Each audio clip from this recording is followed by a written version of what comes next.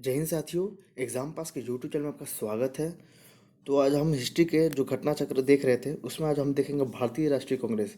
ये सबसे महत्वपूर्ण चैप्टर है, तो इसको ध्यान से देखिएगा और इसके सारे एमसीक्यू को आप अच्छे से एकदम याद कीजिएगा, क्योंकि क्वेश्चन जो है रिपीट भी एग्जाम में होते हैं। ठीक है। साथ ही साथ हम पैरेलल में क्या चला रहे हैं, तो प्रीवियस ईयर क्वेश्चन है उसके भी वीडियो अपलोड हो रहे चैनल पे, क्योंकि लास्ट समय में वो काफ़ी अहम भूमिका निभाता है। उसी भी देख लीजिएगा, उसका लिंक जो है डिस्क्रिप्शन में दे दिया गया है। और साथ ही साथ पॉलिटी का भी एमसीक्यू चल रहा है, तो आप उसे भी जाके देखिएगा। तो चलिए शुरू करते हैं आज भारतीय राष्ट्रीय कांग्रेस। चलिए पहला क्वेश्चन देखते हैं। भारतीय राष्ट्रीय कांग्रेस की स्थापना की थी किसने? तो आंसर हो जाएगा ए ह्यूम ने। ठीक है। आगे देखते हैं क्वेश्चन नंबर 2। भारतीय राष्ट्रीय कांग्रेस के संस्थापक कौन है? तो आंसर हो जाएगा सेम। संस्थापक थे तो असैनिक सेवक। ठीक है। आगे है भारतीय राष्ट्रीय कांग्रेस के संस्थापक कौन थे? तो आंसर हो जाएगा बी यानी कि ए ओ ह्यूम। आगे है कांग्रेस की स्थापना कब हुई थी? डेट है ये, तो आंसर हो जाएगा 1885 में। ये देख रहे इतने सारे एग्जामों में ये पूछा गया है। आगे देखते हैं क्वेश्चन नंबर 5। भारतीय राष्ट्रीय कांग्रेस के प्रथम अधिवेशन में कितने प्रतिनिधियों ने भाग लिया था? कितने लोग आए थे उसमें? तो 72 लोग। ठीक है। आगे है भारतीय राष्ट्रीय कांग्रेस की प्रथम अधिवेशन कहाँ हुआ था? आंसर हो जाएगा मुंबई में। 7 है भारतीय राष्ट्रीय कांग्रेस के पहले अध्यक्ष कौन है? तो आंसर हो जाएगा WC बनर्जी। 8 है इनमें से किसने भारतीय राष्ट्रीय कांग्रेस के प्रथम वार्षिक अधिवेशन की अध्यक्षता की थी? आंसर हो जाएगा WC बनर्जी ने। 9 है 1850 में इंडियन नेशनल कांग्रेस का अध्यक्ष कौन था? तो आंसर हो जाएगा सी यानी कि WC बनर्जी। आगे है क्वेश्चन नंबर 10। भारतीय राष्ट्रीय कांग्रेस के पहले अध्यक्ष कौन है? तो आंसर हो जाएगा सी यानी कि उमेश चंद्र बनर्जी। क्वेश्चन नंबर 11 है निम्नलिखित में से कौन भारतीय राष्ट्रीय कांग्रेस का प्रथम अध्यक्ष था? आंसर हो जाएगा WC बनर्जी। क्वेश्चन नंबर 12 है 1885 में WC बनर्जी द्वारा इंगित भारतीय राष्ट्रीय कांग्रेस के निम्न उद्देश्यों में से कौन सा सही नहीं था? तो आंसर हो जाएगा सी यानी कि शिक्षित वर्ग की पूर्ण सम्मति से महत्वपूर्ण और आवश्यक सामाजिक विषयों पर विचार प्रकट करना। ये देख लीजिए 66 BPC प्री में ये क्वेश्चन आया था। आगे देखते हैं क्वेश्चन नंबर 13। भारतीय राष्ट्रीय कांग्रेस का 1885 में महासचिव कौन थे? बात हो रहा है यहाँ महासचिव का। आंसर हो जाएगा AO ह्यूम। 14 है भारतीय राष्ट्रीय कांग्रेस की स्थापना के समय भारत का वायसराय कौन था? तो आंसर हो जाएगा डफरिन। निम्न गवर्नर जनरलों में से किसने कांग्रेस को अत्यधिक अल्पसंख्यक लोगों का प्रतिनिधित्व करने वाली कहकर उपहास किया था? आंसर हो जाएगा लॉर्ड डफरिन ने। 16 है 1885 में भारतीय राष्ट्रीय कांग्रेस की स्थापना के समय गवर्नर जनरल कौन था? आंसर हो जाएगा सी यानी कि लॉर्ड डफरिन। क्वेश्चन नंबर 17 है लॉर्ड डफरिन के वायसराय के काल की एक महत्वपूर्ण घटना क्या थी? तो इसका आंसर हो जाएगा आपका यानी कि 1885 का जो बना था ये। ठीक है। सी यानी कि भारतीय राष्ट्रीय कांग्रेस की स्थापना 1885 में। आगे देखते हैं क्वेश्चन नंबर 18। किसने कांग्रेस को सूक्ष्मदर्शी अल्पसंख्यक जनता का प्रतिनिधि बताते हुए उसका मजाक उड़ाया था? आंसर हो जाएगा लॉर्ड डफरिन ने। आगे है 19। निम्नलिखित में से कौन भारतीय राष्ट्रीय कांग्रेस के स्थापना अधिवेशन में उपस्थित नहीं था?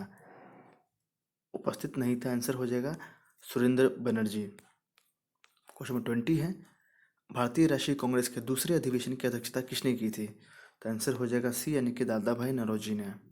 21 भारतीय राष्ट्रीय कांग्रेस के द्वितीय सम्मेलन में कितने मुस्लिम प्रतिनिधियों ने भाग लिया?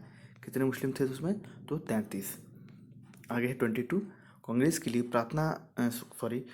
के लिए समर्थन प्राप्त करने के लिए 1889 में एक समिति स्थापित की गई। उनमें से उस समिति का सभापति कौन था? तो आंसर हो जाएगा बी यानी कि वी डिग्बी। आगे है भारतीय राष्ट्रीय कांग्रेस के सर्वप्रथम मुस्लिम अध्यक्ष कौन थे?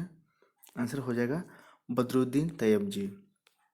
24 है भारतीय राष्ट्रीय कांग्रेस का पहला मुस्लिम अध्यक्ष कौन था? आंसर हो जाएगा डी यानी कि बदरुद्दीन तैयब जी। 25 भारतीय राष्ट्रीय कांग्रेस के द्वितीय मुस्लिम अध्यक्ष कौन थे?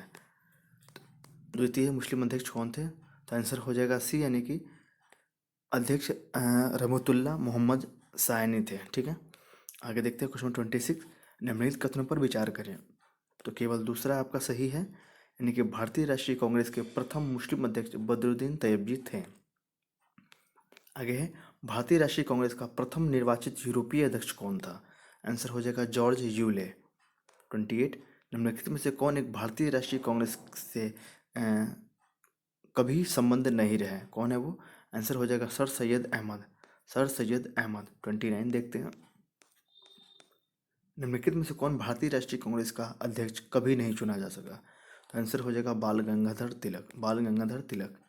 30 है, निम्नलिखित में से किसने कभी भी भारतीय राष्ट्रीय कांग्रेस के किसी भी अधिवेशन की अध्यक्षता नहीं की? आंसर हो जाएगा बाल गंगाधर तिलक। 31 देखते हैं। लाल, बाल और पाल त्रिगुट का कौन व्यक्ति भारतीय राष्ट्रीय कांग्रेस का अध्यक्ष हुआ? तो आंसर हो जाएगा ए यानी कि लाला लाजपत राय। निम्न में से कौन भारतीय कांग्रेस के अध्यक्ष अध्यक्ष रहीं? तो आंसर हो जाएगा एनी बेसेंट। 33, निम्न में से किस अधिवेशन के लिए कांग्रेस ने पहली बार एक महिला को अध्यक्ष चुना? आंसर हो जाएगा कलकत्ता अधिवेशन 1917। आगे है, अखिल भारतीय कांग्रेस की प्रथम महिला अध्यक्ष कौन थी? आंसर हो जाएगा एनी बेसेंट। निम्नलिखित में से कौन भारतीय राष्ट्रीय कांग्रेस की प्रथम महिला अध्यक्ष थी? आंसर हो जाएगा श्रीमती एनी बेसेंट। आगे है, भारतीय राष्ट्रीय कांग्रेस की प्रथम महिला अध्यक्ष कौन थी? तो आंसर हो जाएगा एनी बेसेंट। भारतीय राष्ट्रीय कांग्रेस की प्रथम महिला अध्यक्ष कौन थी? Annie Besant. आगे है, कांग्रेस की प्रथम भारतीय महिला अध्यक्ष कौन थी? तो आंसर हो जाएगा सरोजिनी नायडू। यहाँ पे देखेंगे क्या लिखा है, कांग्रेस की प्रथम भारतीय महिला। ठीक है, इस चीज़ को ध्यान देंगे एग्जाम वगैरह में, भारतीय महिला लिखा गया। ठीक है, आगे देखते हैं 39, इंडियन नेशनल कांग्रेस की प्रथम भारतीय महिला। यहाँ पे सेम क्वेश्चन है, भारतीय महिला कौन है? आंसर हो जाएगा सरोजिनी नायडू। 40 है, निम्नलिखित कथनों पर विचार करें। भारतीय राष्ट्रीय कांग्रेस का प्रथम अधिवेशन कलकत्ता में हुआ। भारतीय राष्ट्रीय कांग्रेस का दूसरा अधिवेशन दादा भाई नौरोजी ने किया। ठीक है, तो इसमें से कौन सही आपको ये बताना है। तो आंसर हो जाएगा सी यानी कि 2 और 3 सही है। यानी कि भारतीय राष्ट्रीय कांग्रेस का मुस्लिम लीग दोनों ने लखनऊ में 1916 में अधिवेशन किया तथा लखनऊ समझौता संपन्न हुआ। यानी कि वो जो पहला हुआ था कलकत्ता में नहीं बल्कि आपका बम्बई में हुआ था। बाकी एक दूसरा सही है और तीसरा भी आपका सही है। 41 देखते हैं, भारतीय राष्ट्रीय कांग्रेस का 27वां अधिवेशन किस स्थान पर हुआ था? आंसर हो जाएगा बांकीपुर में। ठीक है, बांकीपुर में। इसकी अध्यक्षता कौन है? तो आर एन मधोलकर ने की थी। आगे देखते हैं 42, निम्नलिखित में से भारतीय राष्ट्रीय कांग्रेस के किस अधिवेशन में बाल गंगाधर तिलक ने अभिव्यक्त किया स्वराज मेरा जन्मसिद्ध अधिकार है और मैं इसे लेकर रहूंगा? तो उन्होंने कहा लखनऊ अधिवेशन 1916 में। 43 है, स्वराज मेरा जन्मसिद्ध अधिकार है और मैं इसे लेकर ही रहूंगा, ये किसने कहा था? तो आंसर हो जाएगा बाल गंगाधर तिलक ने। सेम क्वेश्चन है, स्वराज मेरा जन्मसिद्ध अधिकार है और मैं इसे लेकर रहूंगा, यह व्यक्तित्व किससे संबंधित है? तो आंसर हो जाएगा सी यानी कि बाल गंगाधर तिलक से। स्वराज मेरा जन्मसिद्ध अधिकार है, मैं इसे पाकर रहूंगा। सेम क्वेश्चन है, वर्डिंग थोड़ा इधर हो जाता है, मैं उसे लेकर रहूंगा, मैं इसे पाकर रहूंगा। आंसर एक ही है, बाल गंगाधर तिलक। 46, निम्नलिखित में से किसने कहा स्वराज मेरा जन्मसिद्ध अधिकार है और मैं इसे प्राप्त करूंगा, लेकर रहूंगा? आंसर हो जाएगा बाल गंगाधर तिलक। हम देखते हैं आगे 47, भारतीय राष्ट्रीय कांग्रेस के बारे में निम्नलिखित कथनों पर विचार करें। तो आंसर हो जाएगा 2 और 4 सही है। यानी कि सी आर दास ने जब कांग्रेस अध्यक्ष के रूप में कार्य किया वे जेल में थे। एलन ऑक्टविन ह्यूम यानी कि प्रथम ब्रिटिश नागरिक थे जो कांग्रेस के अध्यक्ष बने। ठीक है, आगे देखते हैं 48, किसने कहा था कांग्रेस आंदोलन ना तो लोगों द्वारा प्रेरित था और ना ही उनके द्वारा सोचा या योजनाबद्ध किया गया था? आंसर हो जाएगा डी यानी कि लाला लाजपत राय द्वारा। 49, किसने कहा था कांग्रेस पतन के लिए लड़खड़ा रही है, मेरी सबसे बड़ी अभिलाषा जब तक मैं भारत में हूँ कांग्रेस की शांतिपूर्ण समाप्ति में सहयोग करना? आंसर हो जाएगा लॉर्ड कर्जन ने यह कहा था। 50, अध्यक्षीय संबोधन के समय जिस कांग्रेस अध्यक्ष ने हिंदी भाषा के लिए रोमन लिपि लागू करने की वकालत की हुए थे?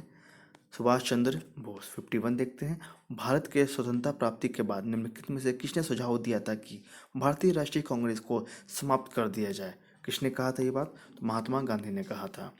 आगे देखते हैं 52, अमृतसर के भारतीय राष्ट्रीय कांग्रेस अधिवेशन 1919 के प्रस्ताव के अनुसार महात्मा गांधी द्वारा कांग्रेस का नया संविधान लिखने हेतु निम्नलिखित में से किसने उनके सहयोग हेतु चुना गया? तो आंसर हो जाएगा ए यानी कि दूसरा और चौथा, यानी कि NC केलकर और फोर्थ है आपका IB सेन। ठीक है, 53 देखते हैं अब, कांग्रेस के एक अधिवेशन में एक गवर्नर जनरल ने भाग लिया था, उक्त गवर्नर जनरल तथा अधिवेशन स्थल में कौन सा सही है? आपको बेसिकली आपको मिलाना है इसमें कौन सा आपका है। ठीक है, तो आंसर हो जाएगा बी यानी कि लॉर्ड वेलिंगटन, मुंबई 1915। आगे देखते हैं 54, भारतीय राष्ट्रीय कांग्रेस के निम्नलिखित अधिवेशन में से किसकी अध्यक्षता सी विजय राघव चेडियार ने की थी? तो आंसर हो जाएगा बी यानी कि नागपुर अधिवेशन 1920 में।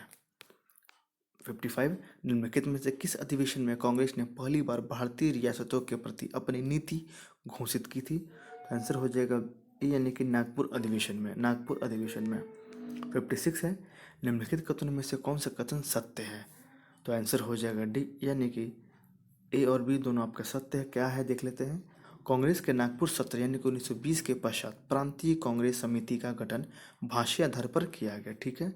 वर्ष 1948 में कांग्रेस ने भाषाई आधार पर प्रांतों के गठन की मांग को अस्वीकार कर दिया। ठीक है। आगे देखते हैं 1922 में गया के इंडियन नेशनल कांग्रेस के अधिवेशन के अध्यक्ष कौन थे? तो आंसर हो जाएगा ए यानी कि सी आर दास। आगे देखते हैं क्वेश्चन 58, निम्नलिखित में से किसने अखिल भारतीय हरिजन सेवक संघ की 1932 में स्थापना की? भारतीय हरिजन सेवक संघ 1932 में। आंसर हो जाएगा एम के गांधी ने।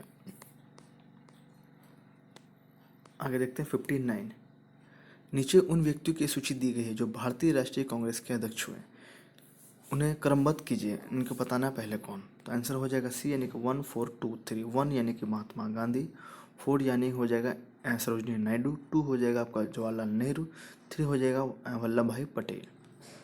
आगे 60, भारतीय राष्ट्रीय कांग्रेस के 1924 के अधिवेशन में महात्मा गांधी द्वारा मात्र एक बार अध्यक्षता की गई। यह अधिवेशन कहाँ हुआ था?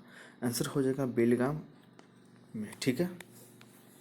आगे देखते हैं भारतीय राष्ट्रीय कांग्रेस का एकमात्र अधिवेशन जिसकी अध्यक्षता महात्मा गांधी ने की थी, कब? तो आंसर हो जाएगा बेलगाम अधिवेशन 1924 में। आगे देखते हैं क्वेश्चन 62, महात्मा गांधी ने भारतीय राष्ट्रीय कांग्रेस के किस अधिवेशन की अध्यक्षता की थी? तो आंसर हो जाएगा बी यानी कि 1924 में।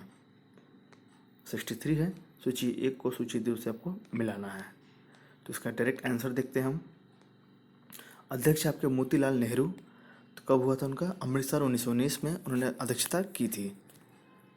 सरोजिनी नायडू कानपुर 1925, राजेंद्र प्रसाद बम्बई 1934, अबुल कलाम आज़ाद रामगढ़ 1940 में।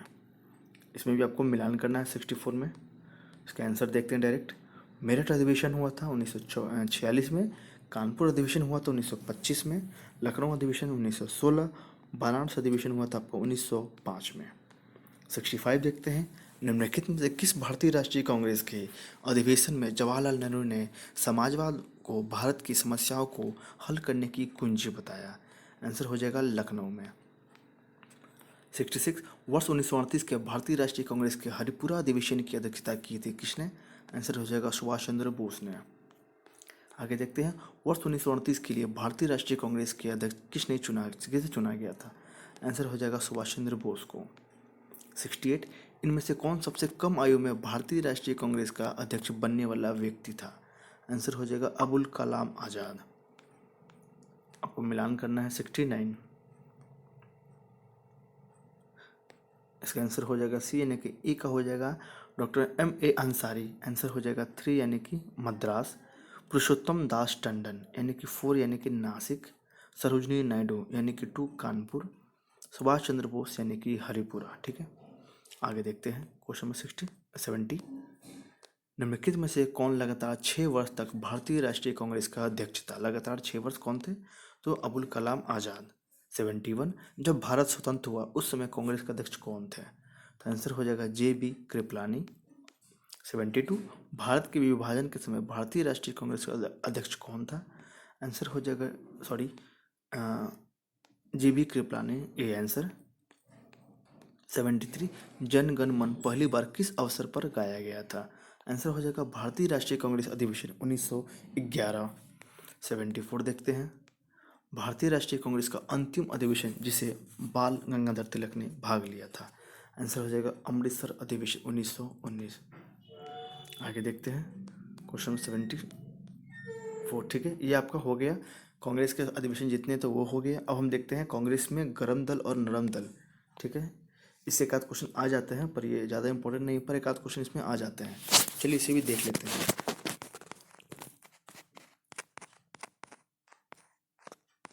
चलिए यहाँ से शुरू करते हैं क्वेश्चन नंबर 2 से। कांग्रेस ने नरम दल के नेताओं के आंदोलन की पद्धति क्या थी? तो आंसर हो जाएगा बी यानी कि राजा वामबंधे आंदोलन। ठीक है, 3 देखते हैं, निम्नलिखित में से किस आंदोलन के कारण भारतीय राष्ट्रीय कांग्रेस का विभाजन हुआ, जिसके परिणाम स्वरूप नरम दल और गरम दल का उद्भव हुआ। तो आंसर हो जाएगा स्वदेशी आंदोलन। ठीक है, अब देखते हैं 4, अधिकतर नरमपंथी नेता थे तो शहरी क्षेत्र के। ठीक है, 5 देखते हैं, निम्नलिखित में से किसने 1904 से लगातार भारत को स्वशासन देने पर बल दिया। तो आंसर हो जाएगा दादा भाई नौरोजी ने। निम्न में से कौन उग्रपंथी नहीं था। आंसर हो जाएगा गोपाल कृष्ण गोखले। इनमें से कौन उग्र राष्ट्रवाद के उल्लेखनीय नेताओं में से नहीं था। आंसर हो जाएगा गोपाल कृष्ण गोखले। क्वेश्चन नंबर 8 देखते हैं, निम्नलिखित में से कौन उग्र राष्ट्रवादी नेता नहीं था। उग्र राष्ट्रवादी नेता नहीं था, आंसर हो जाएगा GK गोखले। क्वेश्चन नंबर 9, किसने भारतीय राष्ट्रीय कांग्रेस पर प्रार्थना याचना तथा विरोध की राजनीति करने का आरोप लगाया। तो आंसर हो जाएगा बाल गंगाधर तिलक ने। क्वेश्चन नंबर 10, किसने भारतीय राष्ट्रीय कांग्रेस के विरुद्ध अनुनय विनय और विरोध की राजनीति का दोष लगाया था। तो आंसर हो जाएगा BG तिलक ने, बाल गंगाधर तिलक ने। 11, कांग्रेस की प्रार्थना और याचना की नीति अंत्योदय समाप्त हो गई, यानी कि बाल गंगाधर तिलक के नेतृत्व में। क्वेश्चन नंबर 12 है, भारतीय राष्ट्रीय कांग्रेस को किसने भीख मांगने वाली संस्था यानी कि बेकिंग इंस्टीट्यूट कहा था। तो आंसर हो जाएगा B यानी कि तिलक ने। 13, भारतीय राष्ट्रीय आंदोलन गर्मपंथियों के प्रभावाधीन आया, कब आया। तो 1906 के बाद। 14 है, निम्नलिखित में से कौन सा नेता कांग्रेस के गर्म दल से संबंधित था। गर्म दल से कौन था। आंसर हो जाएगा A यानी कि अरविंद घोष। आगे देखते हैं क्वेश्चन नंबर 15, निम्नलिखित में से कौन एक उग्रवादी था। एक उग्रवादी कौन था। आंसर हो जाएगा बिपिन चंद्र पाल। 16 है, राष्ट्रीय आंदोलन में निम्न में से किसको नरम दलीय के तौर पर नहीं जाना जाता। तो आंसर हो जाएगा A यानी कि बाल गंगाधर तिलक। शेर पंजाब के नाम से कौन मशहूर थे। आंसर हो जाएगा लाला लाजपत राय। निम्नलिखित में से कौन भारतीय राष्ट्रीय कांग्रेस के उदारवादियों से नहीं जुड़ा था। आंसर हो जाएगा लाला लाजपत राय। क्वेश्चन नंबर 19, निम्न में से किस एक को लाला लाजपत राय ने अपने राजनीतिक गुरु माना। कौन है उनका राजनीतिक गुरु। आंसर हो जाएगा मैजनी। 20, जिन्होंने मैजनी, गरीबाल शिवाजी तथा श्री कृष्ण की जीवनी लिखी, वे अमेरिका में कुछ समय के लिए रहे तथा वे केंद्रीय सभा के सदस्य भी निर्वाचित हुए थे। वे कौन है। आंसर हो जाएगा लाला लाजपत राय। क्वेश्चन नंबर 21, निम्न में से कौन मध्य मार्गी नहीं था। तो आंसर हो जाएगा यानी कि बाल गंगाधर तिलक। 22, निम्नलिखित नेताओं में से कौन एक स्वदेशी के समर्थक थे। स्वदेशी के कौन समर्थक थे, यानी कि अरविंद घोष। 23, निम्नलिखित में से किसे भारतीय अशांति के जनक के रूप में जाना जाता था। आंसर हो जाएगा लोकमान्य तिलक को। ठीक है, आगे 24, बाल गंगाधर तिलक को किसने अशांति का जनक माना था। आंसर हो जाएगा वैलेंटाइन शिरोल। वैलेंटाइन शिरोल। एक मिनट। ठीक है, आगे देखते हैं 26, निम्नलिखित में से किसने भारतीय अशांति का जनक कहा गया है। आंसर हो जाएगा BG तिलक को। 27, BG तिलक को सजा के पश्चात निम्नलिखित में से किसने दया की वकालत की थी और कहा था, संस्कृत के एक विद्वान के रूप में तिलक में मेरी दिलचस्पी है। किसने कहा। तो आंसर हो जाएगा B यानी कि मैक्स मुलर ने। 28, बाल गंगाधर तिलक लोकमान्य तिलक के नाम से जाने लगे जब। आंसर हो जाएगा E यानी कि उपयुक्त में से कोई नहीं, एक से अधिक। यानी कि देखते हैं, ब्रिटिश सरकार ने बाल गंगाधर तिलक को पुणे के असिस्टेंट कलेक्टर यानी कि रैंड की हत्या के मामले में अभियुक्त बनाया। तिलक को दोषी पाया गया और उन्हें 18 माह के कठोर कारावास की सजा सुनाई गई। जब वे जेल से बाहर आए तो वे एक राष्ट्रीय नायक यानी कि नेशनल हीरो के रूप में उभरे। इस तरह किसी एक घटना नहीं बल्कि अनेक राष्ट्रवादी कार्यों के बाद तिलक को लोकमान्य की उपाधि दी गई थी। 29, 1908 में 6 वर्ष के कारावास की सजा स्वतंत्रता संग्राम के किस उग्रवादी नेता को दी गई थी। तो आंसर हो जाएगा बाल गंगाधर तिलक को। 1908 में बाल गंगाधर तिलक को जेल हुई थी। आंसर हो जाएगा 6 वर्ष के लिए। ठीक है, क्वेश्चन नंबर 31 देखते हैं, भारत में स्वतंत्रता आंदोलन के प्रारंभिक दौर में उग्रवादी विचारधारा को निम्नलिखित में से कौन एक निरूपित करता है। 31, तो इसका आंसर हो जाएगा आपका बी, यानी कि संवैधानिक साधनों एवं याचिकाओं के स्थान पर आक्रामक साधनों से स्वशासन प्राप्त करना। 32 है, भारतीय मुसलमान सामान्य रूप से उग्रवादी आंदोलन की ओर आकर्षित नहीं हुए, इसका क्या कारण था? आंसर हो जाएगा उग्रवादियों की हिंदू अतीत का राग अल्पाने की नीति। 33 है, बताना है कौन सा कथन सही है इसमें, बोले आर और ए और आर में। आंसर हो जाएगा ए गलत है परंतु आर सही है। ए गलत है, यानी कि बाल गंगाधर तिलक सांप्रदायिकतावादी थे, ये आपका गलत है। आर सही है, यानी कि उन्होंने धर्म का राजनीतिक अस्त्र के रूप में प्रयोग किया, धर्म का राजनीतिक। ठीक है, आगे देखते हैं 34, महाराष्ट्र में गणपति पर्व का श्री गणेश किसने किया? आंसर हो जाएगा बी जी तिलक ने। 35, निम्नलिखित में से किसने महाराष्ट्र में गणपति उत्सव का ऐसा कायाकल्प किया कि वह एक राष्ट्रीय उत्सव हो गया और उसका स्वरूप राजनीतिक हो गया? आंसर हो जाएगा बाल गंगाधर तिलक ने। 36, महात्मा गांधी के साथ निम्न मुसलमानों में से किसने बाल गंगाधर तिलक की अर्थी उठाई थी? आंसर हो जाएगा शौकत अली। ठीक है, शौकत अली। तो ये भी चैप्टर आपका यहाँ पे समाप्त हो गया। अब आने वाली वीडियो में हम देखेंगे भारत में क्रांतिकारी आंदोलन। ठीक है, जो भी आंदोलन हुए थे जो इम्पोर्टेंट है, हम उस चैप्टर को हम डायरेक्ट देखेंगे। तब तक के लिए आप रिवीजन करते अगर आपको ये वीडियो अच्छा लगा तो इस वीडियो को लाइक कीजिएगा और इस चैनल को सब्सक्राइब कीजिएगा, और टेलीग्राम का ग्रुप दिया गया है तो उससे भी जाकर आप ज्वाइन कर लीजिए। ठीक है, अगर आपको किसी चीज़ का PDF वगैरह चाहिए तो आपको टेलीग्राम पे मिल जाएगा। तब तक के लिए धन्यवाद, रिवीजन करते रहिए।